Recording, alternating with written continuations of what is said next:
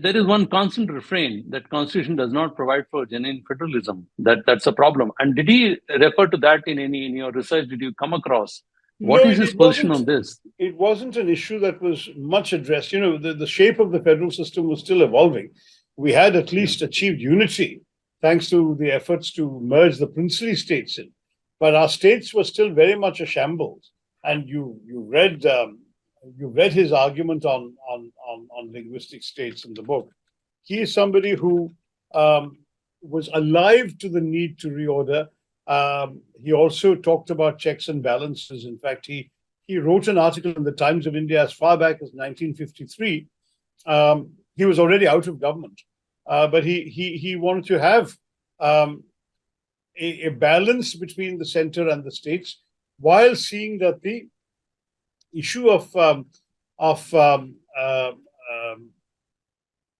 linguistic states had to be addressed. He saw the British system as more effective in stable administration and maintaining law and order.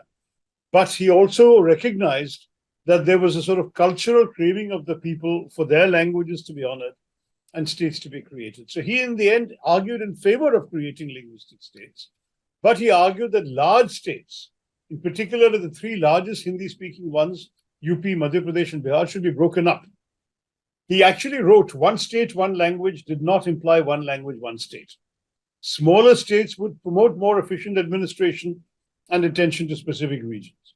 Now, again, his caste concerns came in. He said, to give local scheduled caste communities a more level playing field to hold their own against numerically more powerful communities, you need to actually have smaller states. So it's a very, very complicated position. But a man who gave great thought to all of these issues, right? So he, for example, wanted linguistic states, but he wanted the official language of every state or province, as he was still calling it in those days, to be English. Because his argument was that you needed both for a state to have its own language based on its cultural composition. But if you did that and made them official languages also, then the provincial culture would be isolated, crystallized, hardened, and solidified. Those are his words. So Ambedkar expressed the view that we must have a useful single language nationwide for our administrative and justice system and to connect the various states to each other. And that required the continuation of English as a matter of practical convenience. And so he wanted all the states and the central government to continue to function and deal with each other in English. Now, that's what's occurred in practice. But as you know, the Hindi zealots are still trying to impose their language on the rest, and that debate is not over. But Ambedkar's thinking was very clear and very lucid about all of this. I might add that he also saw India as a merger of very many different elements. So, for example, he was very alive to the differences between North and South.